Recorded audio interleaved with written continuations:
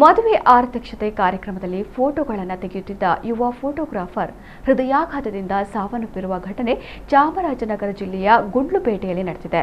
35 ವರ್ಷದ ಮೂರ್ತಿ ಮೃತ ದುರ್ದೈವಿ.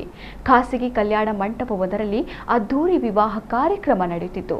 ಮದುವೆ ಶಾಸ್ತ್ರಗಳು ನಡೆಯುತ್ತಿದ್ದ ವೇಳೆ ಫೋಟೋಗ್ರಾಫರ್ ಮೂರ್ತಿ ಅವರು ಅತ್ಯಂತ ಉತ್ಸಾಹದಿಂದ ಫೋಟೋಗಳನ್ನು ಕ್ಲಿಕ್ಕಿಸ್ತಾ ಇದ್ರು. ಆದರೆ ಇದ್ದಕ್ಕಿದ್ದಂತೆ ಅವರಿಗೆ ತೀವ್ರ ಎದೆನೋವು ಕಾಣಿಸಿಕೊಂಡಿದೆ ಎನ್ನಲಾಗಿದೆ. ಕೂಡಲೇ ಅವರು ಕಲ್ಯಾಣ ಮಂಟಪದ ವೇದಿಕೆಯ ಮುಂದೆಯೇ ಕುಸಿದು ಬಿದ್ದಿದ್ದಾರೆ. ಇದನ್ನು ಕಂಡ ಮದುವೆಗೆ ಬಂದಿದ್ದ ಅತಿಥಿಗಳು ಹಾಗೂ ವಧುವರನ ಕಡೆಯವರು ತಕ್ಷಣ ಓಡಿ ಬಂದು ಅವರಿಗೆ ಪ್ರಥಮ ಚಿಕಿತ್ಸೆ ನೀಡಲು ಪ್ರಯತ್ನಿಸಿದರು.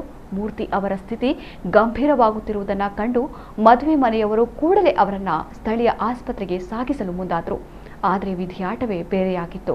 ಆಸ್ಪತ್ರೆಗೆ ತಲುಪುವ ಮೊದಲೇ ಮೂರ್ತಿ ಅವರು ದಾರಿಯಲ್ಲೇ ಕೊನೆ ಉಸಿರೆಳೆದಿದ್ದಾರೆ ಎಂದು ತಿಳಿದು ಬಂದಿದೆ. ಒಟ್ಟಿನಲ್ಲಿ ನಗುನಗುತ್ತಾ ಎಲ್ಲರ ಫೋಟೋ ತೆಗೆಯುತ್ತಿದ್ದ ವ್ಯಕ್ತಿ ಕಣ್ಣೆದುರೇ ಮೃತಪಟ್ಟಿರುವುದು ಮದುವೆ ಮನೆಯಲ್ಲಿ ಶೋಕದ ವಾತಾವರಣ ನಿರ್ಮಾಣಗೊಂಡಿತ್ತು.